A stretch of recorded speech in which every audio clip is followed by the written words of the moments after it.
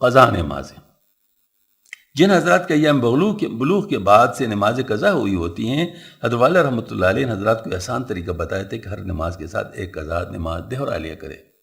مثلا فجر کے ساتھ فجر کے 2 فرض، ظہر کے ساتھ ظہر کے 4 فرض، عصر کے ساتھ عصر کے فرض، مغرب کے ساتھ مغرب کے، اور عشاء کے ساتھ فرض اور وتر پڑھ لیا کرے۔ اس طرح آہستہ آہستہ قضا نمازیں آسانی سے ادا ہو جاتی تھیں۔ چنانچہ مختلف تعلیمی مختلف فرماتے ہیں ایام بلوغ سے جو نماز چھوٹی ہوں ان کو ہر نماز کے ساتھ ادا کرنا شروع کر دیجئے۔ بلوغ کی عمر سے پہلے کی نماز چھوڑ کر باقی سالوں کی نمازیں ہر نماز کے ساتھ ایک ایک کر کے ادا کر لی جائیں۔ عصر کی نماز کے بعد کوئی نماز نہیں، آپ قضا فرض عصر سے پہلے پڑھ لیے کریں۔ ہاں جی، اچھا، اس میں حضرت میرے خیال میں قضا نماز کے لیے تو گنجائش ہے نا عصر کے بعد بھی، قضا نماز کے لیے گنجائش ہے۔ فرق صرف یہ غالباً اس لیے فرمایا ہوگا کہ اس پہ لوگ سمجھیں گے کہ شاید ان کی قضا نماز ہے، اور قضا نماز ظاہر کرنا ہی بھی گناہ ہے، کیونکہ اپنے گناہ کو ظاہر کرنا ہی بھی گناہ ہے۔ تو اس وجہ سے بعد میں پڑھیں گے تو لوگوں کو شبہ ہو سکتا ہے کہ یہ تو قضا، ہاں فوراً بعد نہیں پڑھنا چاہیے، اندر جا کے پڑھنے، لیکن بہرحال یہ کہ پہلے پڑھ لے تو پھر تو کوئی شبہ ہی نہیں ہوگا نا۔ وہ 4 رکعت سنت ہے تو لوگ پڑھتے ہیں نا، تو لوگ سمجھے کہ بھئی 4 رکعت سنتے پڑھ رہے ہیں اور آپ 4 رکعت فرض پڑھ رہے ہوں گے تو کوئی مسئلہ نہیں ہوگا، تو شاید اس وجہ سے مطلب یہ فرمایا ہوگا۔ جی ہاں، فجر کی نماز کے بعد تا طلوع آفتاب کسی نماز کا قضاء فجر کی سنت سے بھی پہلے پڑھ لیں، کسی اور نماز کے ساتھ بھی پڑھ سکتے۔ قضا نماز اور روزے اگر باقی ہوں تو ادا کیجئے تاکہ آئندہ کی راہ صاف ہو۔ یہ اصل میں علماء کرام کے تفردات بھی ہوتی ہیں، اور ساتھ ساتھ بعض دفعہ ایسا بھی ہوتا ہے کہ تحقیقات بھی اپنے اپنے ہوتی ہے، اجتہادی باتیں ہوتی ہیں بعض دفعہ، تو اس میں ہم کچھ بات نہیں کرتے، لیکن بہرحال فتویٰ آج کل جس پر ہے وہ تو اسی پر ہے کہ قضا نماز مطلب جو ہے نا وہ فجر کے بعد بھی پڑھی جا سکتی ہیں اور عصر کے بعد بھی پڑھی جا سکتی ہیں۔ ہاں، پڑھنی اس لیے نہیں چاہیے کہ لوگوں کو پتہ چل جائے گا کہ یہ جو ہے نا مطلب، چونکہ اس وقت وہ اور نماز نہیں ہوتی فجر کے بعد اور بھی عصر کے بعد بھی نفل نماز آپ نہیں پڑھ سکتے، تو ایسی صورت میں لوگوں کو شبہ ہو سکتا ہے کہ بھئی یہ تو آپ جو ہے نا وہ قضا نماز پڑھ رہے ہیں، تو اس صورت میں ظاہر کرنا بہتر نہیں ہے، تو پڑھنی نہیں چاہیے، لیکن بہرحال میں نے وہ ہے جائز۔ نماز باجماعت، ایک بات چلو میں اور بھی عرض کر لوں، اس موقع پہ عرض کرتا رہتا ہوں، وہ یہ ہے کہ اعتدال ہمیشہ اہل سنت والجماعت، جو صحیح اہل سنت والجماعت ان کے پاس ہوتا ہے۔ کچھ لوگوں نے قضا نمازوں کے لیے طریقہ اختیار کیا ہے کہ وہ کیا کرتے ہیں، وہ قضاء عمری پڑھتے ہیں اس انداز میں کہ مغرب کے رمضان شریف میں جمعے کے دن وہ باقاعدہ اذان دلوا کے وہ جماعت کے ساتھ وہ نماز پڑھتے ہیں قضا، ٹھیک ہے نا، اور 5 نماز جب پڑھ لیتے کہتے اب ساری عمر کی نمازیں ادا ہو گئی، قضا نمازیں ہو گئی، اس کو قضاء عمری کہتے ہیں۔ علماء کرام نے اس کو بدعت لکھا ہے، یہ بدعت ہے۔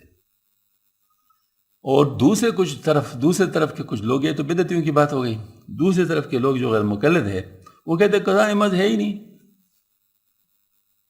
قضا نماز ہے ہی نہیں، بلکہ وہ کہتے ہیں کہ بس آپ نے توبہ کر لیا، بس سے معاف ہو گئی۔ اصل میں اس کے اندر ایک مخفی بات ہے جو اس کو ظاہر نہیں کرنا چاہتے۔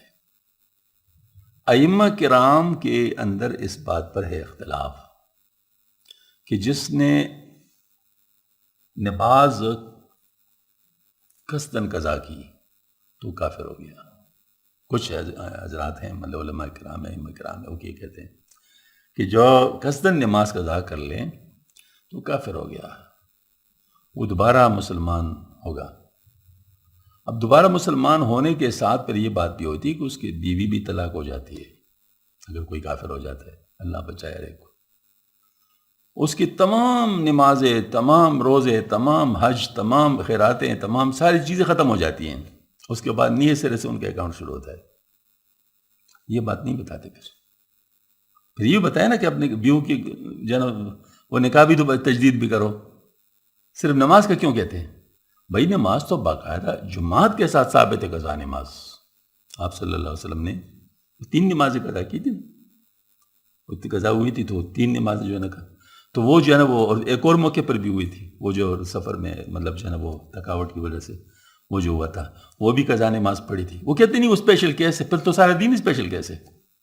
مطلب اگر آپ اسپیشل کیس پھر اگر آپ صلی اللہ علیہ وسلم کی ایسی باتیں آپ اسپیشل کیس کرا دیتے ہیں تو پھر تو آپ، ورنہ پھر صحیح بات ہے، کوئی دلیل لے لو نا. کوئی آپ صلی اللہ علیہ وسلم نے فرمایا ہو کہ نماز جس نے قضا کی تو اس کی قضا نہیں ہے، یہ فرمایا ہو، کسی صحابی نے کہا ہو، کسی قول سے کسی فعل سے پتہ ہو، تو پھر تم قول فعل کا تو ہمارے پاس دلیل ہے کہ آپ صلی اللہ علیہ وسلم نے پڑھی. قول کا آپ دلیل دے دیں تو ہم کہیں گے چلو ٹھیک ہے جی مطلب مان لیا. لیکن آپ کے پاس نہ قول کا دلیل ہے نہ فعل کا دلیل ہے، پھر کیا کرنا چاہتے ہو؟ کہاں سے اپنے دین اب تم نے اپنے مرضی سے بنانی؟ یہ کون سا دین ہے جو اپنی مرضی سے بنائی جاتی؟ تو یہ جو غیر مقلد ہیں ان لوگوں نے اپنی طرف سے قضا نماز ہی ختم کر لی، اور جو بدعتی ہیں انہوں نے کہا بس قضا عمری سے ساری نمازیں ادا ہو جائیں گی. بھائی نہ یہ طریقہ ٹھیک نہ یہ طریقہ ٹھیک، درمیان والا طریقہ ٹھیک ہے کہ اس کے آپ بے شک ایک ایک کر کے کریں، لیکن آپ قضا نمازیں باقاعدہ پڑھ لیا کریں. اس سے مطلب جناب کی نماز کم از کم آپ کا ارادہ تو اللہ تعالیٰ نے ریکارڈ کر لیا نا کہ مطلب یہ آپ نے شروع کر لیا، تو این ممکن ہے کہ اس دوران اگر فوت بھی ہو جائے تو این ممکن ہے کہ آپ کو اللہ پاک اس پر معاف کر دے کہ آپ نے کم از کم شروع تو کر لیا تھا نا. نماز باجماعت، اسلام میں نماز باجماعت کی جو اہمیت ہے وہ کسی سے پوشیدہ نہیں. حضرت عبداللہ بن مسعود رضی اللہ تعالیٰ ایک اثر صحیح مسلم و نسائی وغیرہ نقل کیا کہ حضرت عبداللہ رضی اللہ عنہ فرماتے ہیں کہ جس کی خواہش کل قیامت میں اللہ تعالیٰ سے مسلمان ہونے کی حالت میں ملے، اسے چاہیے کہ ان نمازوں کو ان مساجد میں پابندی سے ادا کرے جہاں سے ان نمازوں کے لیے اذان دی جاتی ہے. اللہ تعالیٰ نے تمہارے نبی صلی اللہ علیہ وسلم کے لیے ہدایت کے طریقہ مقرر کیے اور یہ نمازیں ہدایت کے طریقوں میں سے ہیں. اور اگر تم اس جماعت سے پیچھے رہ جانے والے کی طرح جو گھر میں نماز پڑھتے گھروں میں نمازیں پڑھو گے تو اپنے نبی صلی اللہ علیہ وسلم کی سنت کو چھوڑ دے گے، اور اگر تم اپنے نبی صلی اللہ علیہ وسلم کی سنت کو چھوڑ دے تو گمراہ ہو جاؤ گے.